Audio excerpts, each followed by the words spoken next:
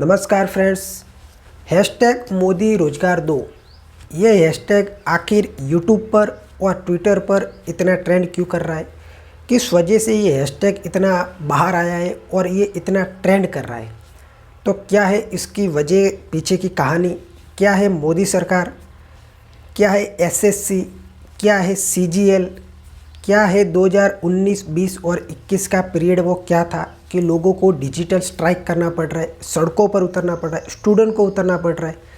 क्या था वो एग्ज़ाम का रिजल्ट जिसकी वजह से बच्चों में इतना गुस्सा है, इतना डिजिटली स्ट्राइक कर रहे हैं?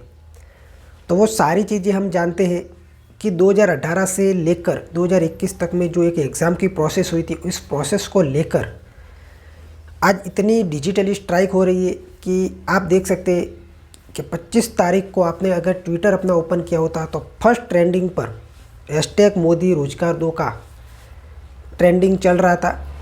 तो वो आखिर वो ट्रेंडिंग थी क्या? क्यों इतना ये रोजगार के लिए लोग प्रोटेस्ट कर पर सड़कों पर उतर आए थे? तो सारी चीज़ें हम इस वीडियो में आज कवर करने वाले हैं कि आखिर ये इतना स्ट्राइक, डिजिटली स्ट्राइक अब क्यों स्टूडेंट कर रहे और सड़कों पर क्यों स्टूडेंट उतर आए। तो वो सारी चीज़ें हम जानते हैं। तो हेलो फ्रेंड्स, मैं हूं देवड़ा प्रकाश और आप देख रहे हैं हमारे यूट्यूब चैनल जी प्रकाश। हर साल लाखों बच्चे गवर्नमेंट की तैयारी करते हैं, गवर्नमेंट की एग्ज़ाम देते हैं, ये सोचकर कि हमने आज एग्ज़ाम दिए तो 2 महीने 4 महीने में हमारा रिजल्ट आ जाएगा और हम क्वालिफाइड है या नहीं है वो हमें पता चल जाएगा। अगर हम क्वालिफाइड है तो हम गवर्नमेंट में जॉब कर सकते हैं और लोगों को जो दिक्कतें आ रही है उसको हम बेहतर सुविधा उनको दे सकते हैं, ना कि हम एसी में बैठकर आराम से सैलरी ले सके।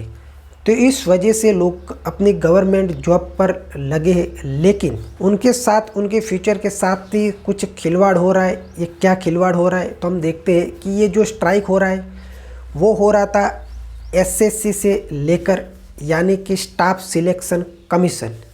ये एक गवर्नमेंट बॉडी में आती है। अगर गवर्नमेंट बॉडी यानी कि मिनिस्ट्री में कोई 3rd टायर या 2nd टायर में कोई एग्ज़ाम लेनी हो तो ये एग्ज़ाम कंडक्ट करती है सीजीएल, यानी कि कंबाइंड ग्रेजुएट लेवल एग्जामिनेशन, जिसके अंडर में आती है ये, वो है एसएससी यानी कि स्टाफ सिलेक्शन कमीशन। उन्होंने 2018 में एक वैकेंसी बाहर पाड़ी थी कि अगर आपको एसएससी में एग्ज़ाम देनी है तो 2018 में एक वैकेंसी बाहर पड़ चुकी थी। उन्होंने, लोगों ने, लाखों लोगों ने, करीबन आंकड़े बता रहे हैं कि 9 लाख लोगों ने ये एग्ज़ाम दी थी। तो आप समझ सकते हैं कि कितने लोगों ने ये फॉर्म फिलअप किया होगा। फ़ी लेकर ये फॉर्म फिलअप हुआ था।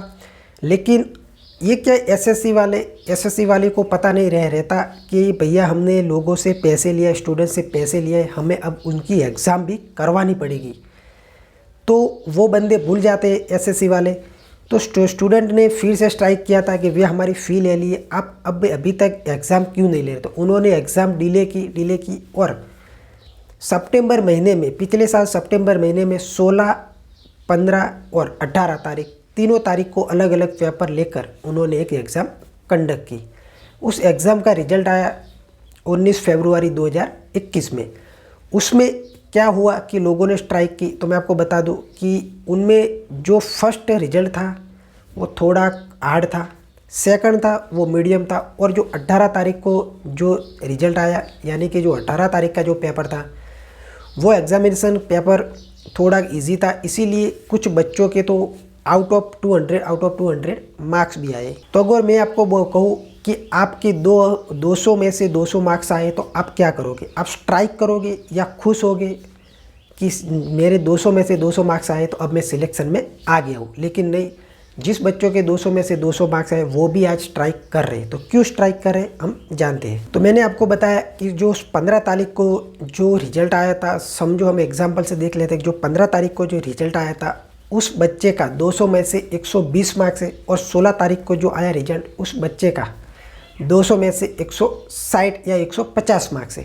तो आप समझ सकते हैं कि जो 15 तारीख का जो एग्ज़ाम लिया गया था वो 16 तारीख के मुकाबले थोड़ा हार्ड था, और जो 18 तारीख को लिया गया उन बच्चों में से तो 200 में से 200 आए। तो अब रिजल्ट एक ही है, एक ही डिक्लेयर करना, एग्ज़ाम एक ही थी, लेकिन 3 स्टेप में ये एग्ज़ाम ली गई। तो आप समझ सकते हैं कि अब तीनों को कंबाइन कर हमें एक रिजल्ट बनाना है। तो रिजल्ट किस तरह से बनाएंगे? तो ये फॉर्मूला है, इस फॉर्मूला से ये रिजल्ट बनता है। तो किस तरह से बनता है हम देख लेते हैं। अब उन्होंने क्या किया, जो 15 तारीख और 16 तारीख का जो रिजल्ट था वो थोड़ा टफ होने की वजह से उनमें उन लोगों ने 100 मार्क्स ऐड किए, और 18 तारीख का जो रिजल्ट था जो थोड़ा इजी था उनमें उन्होंने 50 से 60 मार्क्स की कटौती की। तो आप देख सकते हैं कि जब 15 और 16 तारीख का जो रिजल्ट आता है उनके मुकाबले जो 18 तारीख का रिजल्ट था, उन्होंने बच्चों ने जो 200 मार्क्स लाकर क्वालिफाइड किया था वो डिसक्वालीफाइड हो जाते, और जिन्होंने 120 130 पे अटक गए थे वो इस बार क्वालिफाइड हो जाते। लाइकली देखा जाए तो जो 18 तारीख को जो एग्ज़ाम दिया था, जो बच्चों के 200 में से 200 आए थे वो आई थिंक क्वालिफाइड होने चाहिए, लेकिन ये इस तरह से लोगों 3 अलग अलग एग्ज़ाम कंडक्ट करते हैं, तो इसकी वजह से कुछ बच्चे जो एक्चुअल में जो क्वालिफाइड होने चाहिए वो हो नहीं पाते, और नहीं होने चाहिए वो हो जाते। तो इसी तरह से ये एग्ज़ाम ली जाती है। इसी वजह से जो 200 में से 200 मार्क्स भी आए बच्चों के, वो भी आज प्रोटेस्ट पर उतर चुके कि हैशटैग मोदी रोजगार दो। अब बात करते हैं कि एग्ज़ाम ली एसएससी ने, पेपर बनाया टीचर्सों ने, और खिलवाड़ हो रहा है स्टूडेंट के भविष्य के साथ, क्योंकि पेपर बनाने में तो बना लिया लेकिन खिलवाड़ हो रहा है स्टूडेंट के फ्यूचर पर। अगर स्टूडेंट के 200 में से 200 मार्क्स आते फिर भी वो क्वालिफाइड नहीं होता और वो न जाने क्या कर बैठे, तो समाज वाले हम लोग तो क्या कहेंगे कि उसकी तैयारी में कोई दिक्कत होगी, वो क्वालिफाइड नहीं हुआ इसीलिए उसने सुसाइड कर लिया। लेकिन एक्चुअल में हम देखा जाए तो उसके जवाबदार कहीं ना कहीं टीचर से और गवर्नमेंट बॉडी भी है, क्योंकि उन लोगों की लापरवाही की वजह से आज बच्चे कितने सुसाइड कर रहे। ऐसा नहीं है कि बच्चे बहुत बड़े घर से आ रहे, वो मिडिल क्लासेस से आ रहे। हम देखा जाए तो हमारे देश में ओपन एम्प्लॉयमेंट की जो बेरोजगारी चल रही है वो 3.5 करोड़ से भी ज़्यादा की है, वो ओपन है। यानी कि मेरी बात करो तो मैंने गवर्नमेंट में फॉर्म नहीं भरा, तो यानी कि इसका मतलब ये नहीं है कि मैं बेरोजगार नहीं हूँ, इसका मतलब ये है कि मैं कोई छोटी बड़ी जॉब कर रहा हूँ। यानी कि जो गवर्नमेंट में एग्ज़ाम के लिए क्वालिफाइड होने के लिए जो एग्ज़ाम देने के लिए फॉर्म भरते, उसका डेटा है कि 3.5 करोड़ से भी ज़्यादा लोग बेरोजगार हैं। तो आप देख सकते हैं कि ये एक अकेली गवर्नमेंट बॉडी में अकेली एसएससी की प्रॉब्लम नहीं, रेलवे हो गई, कई सारी है बॉडी जो इनमें लोग एग्ज़ाम लेने के लिए तो हमसे पैसे लेते हैं, लेकिन वो भूल जाते हैं कि भैया हमें एग्ज़ाम भी लेनी। मेरे साथ भी ऐसा हुआ है, मैंने जब रेलवे में एग्ज़ाम दी थी तब साफ साफ लिखा था कि भैया आप अभी आपको 500 रुपये देने हैं, और जब आप एग्ज़ाम कंडक्ट कर लोगे यानी कि आप एग्ज़ाम दे दोगे, उसी बाद उसके महीने के अंदर अंदर आपके खाते में 400 रुपये जमा हो जाएंगे। लेकिन अभी तक मैंने रेलवे की 2 एग्ज़ाम दे चुका हूँ और 400 तो अभी तक खाते में आया भी नहीं है। तो आप समझ सकते हैं कि रेलवे में कितनी सारी भर्ती हुई थी एक साथ। तो समझ सकते हैं कि गवर्नमेंट में क्या है कि हमें गवर्नमेंट हॉस्पिटल हो गई, स्कूल हो गई, कॉलेजेस हो गई, या कोई भी चीज़ होगी, हमें गवर्नमेंट में वो इतनी सुविधा नहीं मिलती जितनी हमें प्राइवेट में मिल रही है। प्राइवेट में हम कहीं भी जाए, हम झट से हमारा कुछ भी काम हो जाता है, लेकिन गवर्नमेंट इतनी डिले क्यों है। हमारी सरकार बोल रही है कि डिजिटल इंडिया है, तो डिजिटल इंडिया में 5G की तरह काम होना चाहिए, ना कि 2G और 3G की तरह कि 4-4 3-3 बार लोग एग्ज़ाम दे, 3-3 साल बाद रिजल्ट पेंडिंग होता है, एग्ज़ाम लेना भूल जाते। तो डिजिटल इंडिया हम कह रहे हैं तो वो किस तरह से डिजिटल इंडिया है। अब बात कर लेते हैं कुछ फैक्ट की कि जो फैक्ट अगर इसमें कुछ बदलाव आए तो ये एग्ज़ाम इजी हो सकती है और स्टूडेंट को ये प्रोटेस्ट नहीं करना पड़ता। तो जो मेजर फैक्ट बता रहे वो है कि आप एग्ज़ाम अलग अलग दिन कंडक्ट क्यों करते हो, आप एग्ज़ाम एक ही दिन क्यों नहीं ले सकते। इतनी सारी पॉपुलेशन तो है नहीं, हमारी एग्ज़ाम के करोड़ों के बच्चे तो एक साथ एग्ज़ाम दे नहीं रहे, 5 से 8 9 10 लाख एग्ज़ाम बच्चे देते, तो आप एक साथ एग्ज़ाम का क्या कराइए ताकि उनका रिजल्ट हमें डिक्लेयर करने में कोई दिक्कत ना आए। दूसरी मेजर प्रॉब्लम है कि रिजल्ट टाइम पर नहीं आता। आखिर रिजल्ट टाइम पर आता क्यों नहीं। हमारा देश अब 5G 6G की और बढ़ रहा है, डिजिटल इंडिया बढ़ रहा है। सोचो यार कि 2 मिनट में मैगी बन जाती है, 30 मिनट में पिज़्ज़ा ऑर्डर हो जाता है, और तो और हमारे इलेक्शन जो होते हैं तो इलेक्शन का 7 दिन में रिजल्ट आ जाता है, और हमारी एग्ज़ाम का रिजल्ट आज 2-2 3-3 साल से भी नहीं आता। तो आखिर ऐसा क्यों होता है। इन सब का जो रिजल्ट आ जाता है, इलेक्शन का रिजल्ट इतनी फास्ट आ जाता है, तो हमारी एग्ज़ाम का रिजल्ट क्यों नहीं आता। मैं एक बात बताना चाहता हूँ कि अगर किसी टीचर के ग्रुप ने ये बनाया है पेपर तो उनको पता होगा कि ये आंसर की यही है।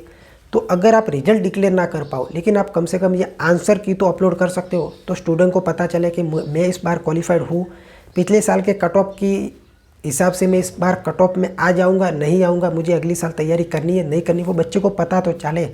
बच्चा ऐसे ही लटकता रहता है। इस बार आपने एग्ज़ाम ली, 2018 में एग्ज़ाम ली, 2021 तक आपका रिजल्ट आता है, फिर आप 2021 में 2020 में फिर से एग्ज़ाम लेते हो, तो बच्चा क्या करेगा? लेकिन उसको यही पर लगेगा कि मैंने इस बार क्वालिफाइड नहीं हुआ तो चलो मैं 2021 में भी एग्ज़ाम दे देता हूँ, 2020 में भी दे देता हूँ। तो वो बच्चा लटकता रहता है। तो आपको आंसर की पता हो तो आप आंसर की तो अपलोड कर ही सकते हो हफ्ते 2 हफ्ते में, तो बच्चे को इतना तो पता चले कि मैं क्वालिफाइड हूँ या नहीं हूँ। बच्चों की मेजर प्रॉब्लम ये है, ये प्रोटेस्ट का एक भाग यही है कि यहाँ पर कोई वेटिंग लिस्ट नहीं है। जी हाँ, यहाँ पर कोई वेटिंग लिस्ट नहीं होती। वेटिंग लिस्ट का मतलब है कि अगर आपको 1000 बच्चे को सिलेक्शन करना है तो आपको उसके ऊपर कुछ वेटिंग लिस्ट रखनी पड़ती, क्योंकि सपोज़ कि मैं क्वालिफाइड हो चुका हूँ और मुझे बुलाया भी गया है, लेकिन इस 1000 बच्चे में मैं भी हूँ, मुझे ये जॉब नहीं करनी, मैंने जॉब रिजेक्ट कर दी, तो एक जगह मेरी वो खाली पड़ी, यानी कि 999 लोग वहाँ पर बैठे।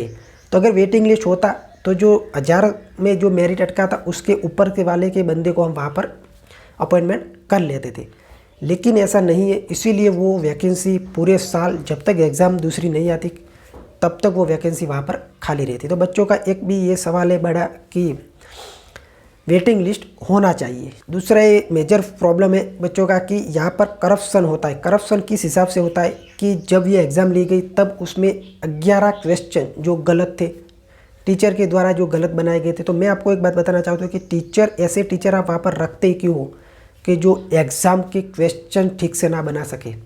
लेकिन एक मेजर फैक्ट ये है कि अगर आपको कोई एग्ज़ाम में क्वेश्चन आपको गलत लगा, आप उस क्वेश्चन को चैलेंज करने के लिए आपको पर क्वेश्चन या पर आंसर के 100 रुपये देने पड़ते। तो आप समझ लो कि 11 क्वेश्चन गलत थे और 9 लाख लोगों ने फॉर्म अटेम्प्ट की थी, यानी कि एग्ज़ाम अटेम्प्ट की थी। आप समझ सकते हो कि गवर्नमेंट बॉडी को एक क्वेश्चन चैलेंज करने के लिए कितनी पैसे की आमदनी होती है, कितना पैसा वो इकट्ठा करते हैं।